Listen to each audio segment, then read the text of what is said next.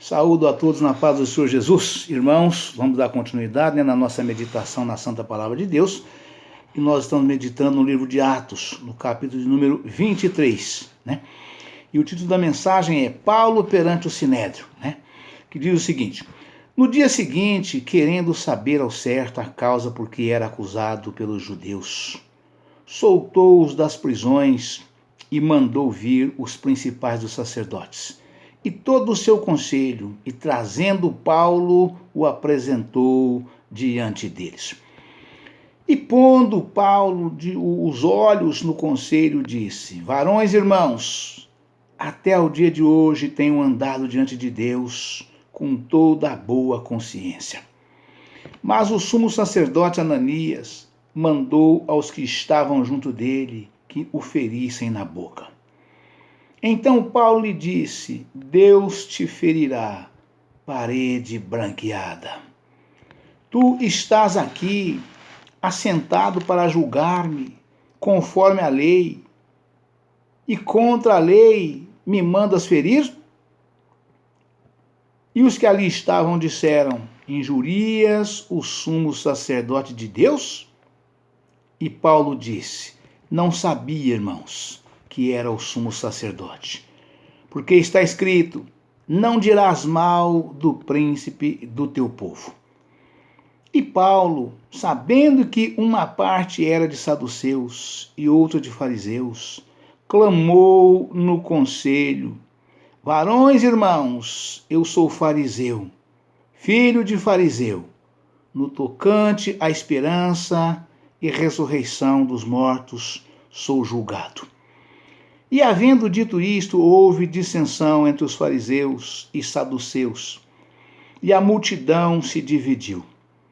Porque os saduceus dizem que não há ressurreição, nem anjo, nem espírito. Mas os fariseus reconhecem uma e outra coisa. E originou-se um grande clamor, e levantou-se os escribas da parte dos fariseus. Contendiam dizendo: nenhum mal achamos neste homem. E se algum espírito ou anjo lhe falou, não resistamos a Deus. E havendo grande dissensão, o tribuno, temendo que Paulo fosse despedaçado por eles, mandou descer a soldadesca para que o tirassem do meio deles e o levassem para a fortaleza. E na noite seguinte, apresentando-se-lhe o Senhor, disse: Paulo, tem bom ânimo, porque como de mim testificaste em Jerusalém, assim importa que testifiques também em Roma. Conspiração dos judeus contra Paulo. Este é mandado para Cesareia. Quando era já dia, alguns dos judeus fizeram uma conspiração e juraram dizendo que não comeriam nem beberiam enquanto não matassem a Paulo. E eram mais de 40 os que fizeram esta conjuração. Aleluia, Pai, louvado seja Deus. Aleluia, Pai. Estes foram ter com os principais dos sacerdotes e anciãos e disseram: conjuramo-nos sob a pena de maldição, a nada provarmos até matarmos a Paulo. Agora, pois, vós, com o conselho, rogai ao tribuno que vos traga amanhã, como querendo saber mais alguma coisa de seus negócios. E antes que chegue, estaremos prontos para o matar. Aleluia, Pai, louvado seja Deus. E o filho da irmã de Paulo, tendo ouvido acerca desta cilada, foi e entrou na fortaleza e o anunciou a Paulo. E Paulo, chamando a si um dos centuriões, disse: leva este jovem ao tribuno, porque tem alguma coisa que lhe comunicar. Tomando ele, pois o levou ao tribuno e disse: o preso Paulo chamando-me a si, me rogou que te trouxesse este jovem, que tem alguma coisa que dizer-te. E o tribuno, tomando-o pela mão e pondo-se à parte, perguntou-lhe em particular: que tens que me contar?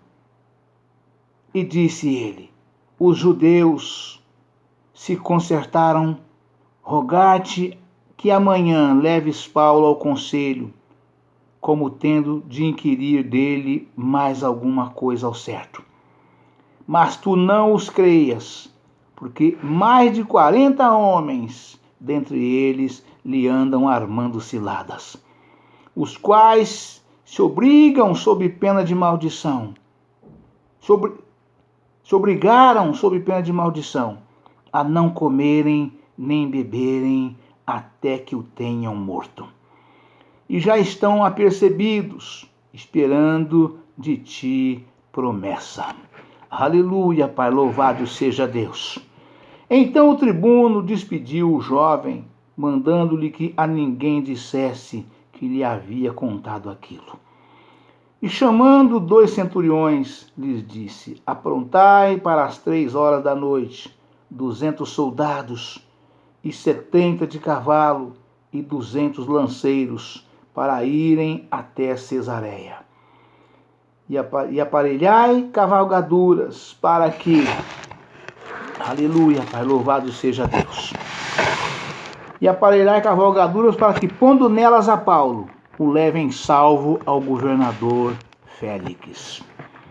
E escreveu uma carta que continha isto: Cláudio Lísias a Félix, potentíssimo governador, saúde. Este foi, glória a Deus, Jesus, este homem foi preso pelos judeus, e estando já a ponto de ser morto por eles, sobrevim eu com a soldadesca e o livrei, informando de que era romano. Glória a Deus, aleluia, Jesus, informado de que era romano. Querendo saber a causa por que o acusavam, o levei ao seu conselho e achei que o acusavam de algumas questões da sua lei, mas que nenhum crime havia nele digno de morte ou de prisão. E sendo-me notificado que os judeus haviam de armar ciladas a esse homem, logo te enviei, mandando também aos acusadores que perante ti digam o que tiverem contra ele. Passa bem.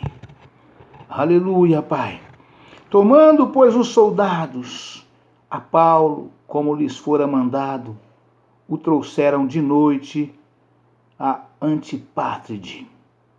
No dia seguinte, deixando aos de cavalo irem com ele, tornaram à fortaleza. Os quais, logo que chegaram a Cesareia, lhe entregaram a carta ao governador, lhe apresentaram Paulo, e o governador, lida a carta, perguntou de que província era, e sabendo que era da Cilícia, disse: ouvir-te-ei quando também aqui vierem os teus acusadores. E mandou que o guardassem no pretório de Herodes. Amém, irmãos? Aleluia, Pai, louvado seja Deus. Glória a Jesus. Aleluia, Pai. Então nós vemos aqui, irmãos, que Paulo, foi acusado, de coisas das quais o tribuno, não viu crime algum, nas coisas das quais Paulo tinha feito e falado, os quais os judeus o acusavam, e ele não via crime nenhum naquilo que Paulo tinha feito e falado, Mas eles se contorciam, eles de ódio de Paulo, porque Paulo pregava o evangelho do reino, genuíno, real e verdadeiro, E este evangelho realmente ele causa dissensões, Porque assim está escrito que seria dessa forma, não seria diferente, E aí eles revoltados, porque Paulo pregava dessa forma, a palavra fiel, real, o evangelho genuíno, real e verdadeiro, né? E o povo quer abertura, o povo quer largueza, o povo quer ficar à vontade, o povo quer bagunçar à vontade, o povo quer beber, fumar, prostituir, adulterar, idolatrar, o povo quer tudo isto, né? E quando chega alguém para colocar um freio de arrumação, né? Eles logo partem para cima deles, né? Eu uso muito um versículo, né? Que eu falo sempre, né? Quando necessário, eu sempre falo. Está lá em Salmo 120, versículo 3, né? Muito tempo habitei com os que detestam a paz. Pacífico sou, mas em eu falando, já logo eles estão em guerra. Paulo habitou muitos anos, né, no meio do povo que detestam a paz. Por que detestam a paz? Porque é contra essas coisas todas que traz uma verdadeira paz. O próprio Senhor Jesus disse lá em São João 14,15, né? Eu vos deixo a paz, eu vos dou a minha paz, né? Não vou lá dei como o mundo a dá, mas a minha paz vos dou. Porque a paz que Jesus dá, irmãos, ela é duradoura, ela é para sempre, e ela é completa, ela é ampla, geral e restrita. Não é uma paz passageira, né? Ela é paz de verdade, né? E o evangelho genuíno, real e verdadeiro que Paulo pregava é o mesmo que eu prego, que nós pregamos, né? Os verdadeiros homens de Deus, né? Então, de modo que esse evangelho, ele realmente causa revolta naqueles que nos ouvem, aqueles que não aceitam a palavra de Deus, né? Graças a Deus, né? De acordo com a proporção que o próprio Senhor Jesus falou, né? Há um número que aceitam, né? A parábola dos semeadores, né? Ela descreve muito bem o número, o percentual de aceitação da palavra do Senhor, né? Vamos na parábola dos semeadores, né? Que lá nós encontramos, né? O semeador saiu a semear, parte da semente caiu em pedregais, beira da estrada, e assim vai por diante, né? Até chegar nos que caiu na terra boa, né? E aí produziu muitos frutos, né? Um por 30, um por 60, um por 30, outro por 60 e outro por 100, né? Só que até chegar lá, nós passaremos lutas e aflições. Como o próprio Senhor Jesus diz, no mundo tereis aflições, mas tenham bom ânimo, porque eu venci o mundo, né? Então, nós que pregamos a palavra de Deus, o evangelho genuíno, real e verdadeiro, nós somos rejeitados por uma grande parte de pessoas, né? Que eles nos engolem, né? Mas não nos aceitam, né? Então, de modo que uma verdadeira aceitação da nossa pessoa, né? O número já está descrito na santa palavra de Deus. O Senhor Jesus diz que ele não deixa os seus servos enganados, né? Então nós passamos por isso e passamos com tranquilidade, sabendo que essas coisas acontecem, né? E Paulo passou por isso a vida toda após ter deixado de ser Saulo, né? Após ter se convertido a Cristo de verdade, ser jogado do cavalo no chão, ser convertido, ficado cego e convertido, né? Ele passou a viver para Cristo, né? Como ele mesmo disse quando encerrou a carreira. Vamos nos deparar com essa mensagem, com essa passagem nos próximos dias aqui no livro de Atos, né? Que ele fala, né? Encerrei a carreira. Ele fala, combati um bom combate, encerrei a carreira e guardei a fé, né? E ele fala um pouquinho antes, viver para mim é Cristo, morrer para mim é ganho, né? Então, de modo que nós temos essa plena consciência, né, de que quando nós, né, nos entregamos a Cristo para pregar a santa palavra do Senhor, nós sabemos o que nos espera no dia a dia, né? Então a gente vai sabendo, né? E tudo, nossas dores, as nossas lutas, as nossas decepções, o nosso sofrimento, Tudo isto é para a glória de Deus, né? E nós também com isto somos participantes do corpo e do sangue de Cristo lá no céu. Seremos, né? Seremos, né? Então, de modo que nós recebemos do Senhor a promessa de estar com Ele, né? No dia da sua vinda e ficar com Ele para sempre. Vermos Cristo frente a frente e saber como Ele é. Né? 1 Coríntios 13, né? Nós agora veremos em enigmas, né? mas veremos frente a frente e saberemos como Ele é. Né? Isso vai acontecer com cada um de nós que suportarmos, né, as ofensas, as acusações, as lutas, as dores, as aflições, por amor de Cristo, do seu Evangelho, que é a sua palavra fiel e verdadeira. Né? E Paulo passou por tudo isso de forma extraordinária. Né? Vamos aqui pegar já algumas referências falando a respeito desse assunto, né? Para que nós possamos ajudar a elucidar os irmãos a respeito de todas essas afirmações, esses acontecimentos que aconteceu aqui exatamente na carta de Atos, do capítulo de número 13, né? Glória a Deus, aleluia, Jesus. E aqui fala, irmãos, aleluia, Pai, louvado seja Deus. Atos capítulo 23, versículo 1. Com toda boa consciência. A consciência é a percepção interior que testifica junto à nossa personalidade no tocante ao certo ou errado das nossas ações. Vou repetir. A consciência é a percepção interior que testifica junto à nossa personalidade, no tocante ao certo ou errado das nossas ações. Uma boa consciência diante de Deus dá o veredito de que não temos ofendido nem a Ele, nem a sua vontade. A declaração de Paulo, provavelmente com referência à sua vida pública diante dos homens, é sincera.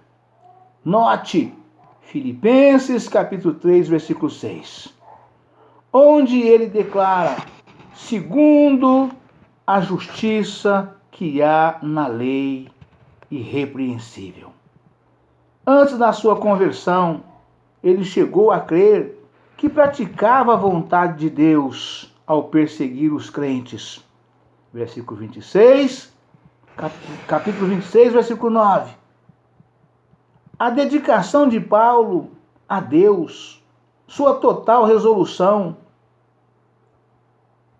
em agradá-lo e sua vida irrepreensível, até mesmo antes da sua conversão a Cristo, deixam envergonhados e julgados os crentes professos que se desculpam da sua infidelidade a Cristo, alegando que todos pecam e que é impossível viver diante de Deus com uma boa consciência. Aleluia, Pai. Louvado seja Deus. Glória a Jesus. Aleluia, Pai. Atos capítulo 23, versículo 11, está escrito: apresentando-se-lhe o Senhor. Aleluia, Pai. Louvado seja Deus. 23, 11. E na noite seguinte, apresentando-se-lhe o Senhor, disse: Paulo, tem bom ânimo, porque como de mim testificaste em Jerusalém, assim importa que testifiques também em Roma. Né? Aqui nesse versículo, o Senhor apareceu a Paulo, né? Diante de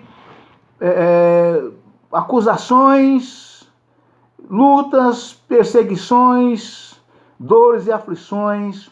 O Senhor apareceu a Paulo para confortá-lo, exatamente para dizer para Paulo, para que Paulo não temesse, porque da mesma forma que o nome do Senhor foi grandemente glorificado em Jerusalém, por intermédio de Paulo. Então, por tudo que Paulo passou em Jerusalém, né, lutas, perseguições, dores e aflições, que convinha que Paulo passasse também em Roma da mesma forma. Porque quanto mais tempo dura as acusações, essa movimentação pessoal, né, dos ímpios, dos judeus, de todos tantos quantos, fica em cima do servo de Deus, né? Quanto mais tempo isso dura, mais tempo e mais pessoas são alcançadas, né, por essas coisas todas pelo nome de Jesus, né? Então o Senhor apareceu à noite a Paulo e disse para ele, né? E na noite seguinte, apresentando, só voltando aqui um pouquinho, porque os saduceus dizem que não há ressurreição, nem anjo, nem espírito, mas os fariseus conhecem uma coisa e outra, né? E Paulo pregava isto, né?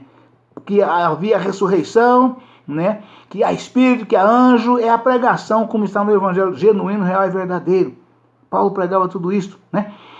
E originou-se um grande clamor, e levantando-se os escribas da parte dos fariseus, contendiam dizendo: nenhum mal achamos neste homem, e se algum espírito ou anjo lhe falou, não resistamos a Deus. Porque os fariseus, ao fazer essa afirmação, eles sabiam que era a revelação vinda da parte de Deus para Paulo, né? E havendo grande dissensão, o tribuno, temendo que Paulo fosse despedaçado por eles, mandou descer a soldadesca para que o tirassem do meio deles e o levassem para a fortaleza, né? Porque o tumulto só crescia. E Paulo, no meio deles, por causa do interrogatório, por esse motivo, estava ao alcance da mão deles.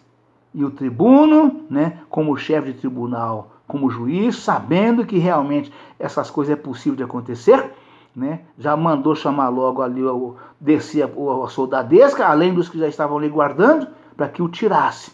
Porque aí vem o pelotão de choque e ali tira quem tiver no meio ali daquela situação toda. O pelotão de choque chegou, ele chega para resolver a parada. Eles não chegam para brincar, eles não chegam para pedir, eles chegam para mandar, chegam para fazer, para cumprir ordem, né? E assim aconteceu, né? E na noite seguinte, aí Paulo foi preso, ficou guardado, aguardando, né, para no dia seguinte ser apresentado para ter um julgamento justo, né, pelo menos, né, de forma que pudesse ser julgado, não com esse tumulto todo de acusadores para fazer linchamento, porque não era lícito que isso viesse a acontecer com Paulo sem não passar por um julgamento justo, como ele mesmo disse, né? E na noite seguinte, apresentando-se-lhe o Senhor, disse, ou seja, o Senhor apareceu para Paulo, né? Tem ânimo, Paulo, né? Na noite seguinte, apresentando-se-lhe o Senhor, disse, Paulo, tem ânimo, porque como de mim testificaste em Jerusalém, assim importa que testifiques também em Roma, né? Aleluia, Pai, louvado seja Deus. Paulo está ansioso e apreensivo quanto às coisas que lhe acontecerão. Aleluia, Pai. Poderá ser morto em Jerusalém. E assim, seus planos de levar o evangelho até Roma e daí para o Ocidente talvez nunca se realizem. Deus lhe aparece nesse momento crítico, e encoraja o seu coração e assegura que ele dará testemunho da sua causa em Roma. Aleluia, Pai, louvado seja Deus. Eita, Deus grande, Deus poderoso, né? Esse é o nosso Deus, né? Esse é o nosso Deus, né? Ninguém toca, irmãos, ninguém toca num servo de Deus, a não ser com a permissão de Deus, né? Nem o maligno não lhe toca. O verdadeiro servo de Deus, o maligno não lhe toca sem a permissão de Deus, né? Não toca, né? E aqui Paulo temia, porque não sabia o que podia lhe acontecer, porque era lutas, perseguições, ameaças, dores, sofrimentos o tempo todo, né? O tempo todo, né? e ele temia não levar avante o evangelho genuíno, real e verdadeiro, de cumprir a missão que ele tinha na sua mente, né? Paulo sentia que precisava, né, levar avante o plano de Deus, a missão que Deus tinha dado para ele. Como todos nós temos, quando recebemos de Deus essa missão, uma missão especial, nós queremos levar até o fim a nossa missão. Até porque o próprio Senhor disse, né, que se nós perseverarmos até o fim, receberemos a nossa coroa. Então nós não abrimos mão da nossa coroa, das qual está guardada, preparada para nós receber naquele dia. E Paulo tinha essa preocupação, né? Paulo está ansioso e apreensivo quanto às coisas que lhe acontecerão. Poderá ser morto em Jerusalém, e assim seus planos de levar o evangelho até Roma e daí para o Ocidente talvez nunca se realizem. Deus lhe aparece nesse momento crítico, encoraja o seu coração e assegura que ele dará testemunho da sua causa em Roma. Aleluia, Pai, louvado seja Deus. As Escrituras registram que Deus apareceu a Paulo 3 vezes para reafirmar-lhe isso. Atos capítulo 18, versículo 9 e 10. Atos capítulo 22, versículos 17 e 18. Atos capítulo 23, versículo 11. Confira em Atos capítulo 27, versículos 23 e 24. Ver capítulo 18, versículo 10. Nota. Aleluia, Pai, louvado seja Deus. Aleluia, Pai, santo é o teu nome, Senhor, louvado seja Deus. Glória a Jesus. Aleluia, Pai, santo é o teu nome, Senhor, louvado seja Deus. Aí vem, após esses acontecimentos todos, né? O que no dia seguinte, né? Aqui a palavra afirma, né? Pondo-se neles, Paulo leva em salvo ao governador Félix. Esta foi a ordem, né? Porque quando o irmão de Paulo, o sobrinho de Paulo, tomou conhecimento do que queriam fazer com Paulo, né? Mas não os creias que mais de 40 homens, né? Glória a Deus, Jesus. Vamos pegar aqui do versículo 16 em diante, né? E o filho da irmã de Paulo, tendo ouvido acerca desta cilada, foi e entrou na fortaleza e anunciou a Paulo. Entrou na cadeia e levou a conversa da cilada ao seu tio que estava preso. E Paulo chamando a si um dos centuriões, disse: leva este jovem ao tribuno, porque tem alguma coisa que lhe comunicar. Tomando ele, pois, o levou ao tribuno e disse: o preso Paulo, chamando-me a si, me rogou que te trouxesse este jovem, que tem alguma coisa que dizer-te. E o tribuno, tomando-o pela mão, pondo-se à parte, perguntou-lhe em particular: que tens que me contar? E ele disse ele: os judeus se concertaram rogar-te amanhã que leves Paulo ao conselho, como tendo que inquirir dele mais alguma coisa ao certo. Esta aqui era a grande trunfo da cilada, né? Porque ao delegado pedir ao juiz, né? Ao delegado pedir ao juiz ordem para levar um preso novamente na cadeia, para que ele seja novamente interrogado, para que ele possa concluir o inquérito, né? O juiz concede, né? Porque é justo, é de direito, né? Só que não era inquisição nenhuma através da lei, era uma cilada contra Paulo, né? E o tribuno, tomando-o pela mão, pondo-se à parte, perguntou-lhe em particular: que tens que me contar? E disse ele: os judeus se concertaram a rogar-te amanhã, que amanhã leves Paulo ao conselho, como tendo que inquirir dele mais alguma coisa ao certo.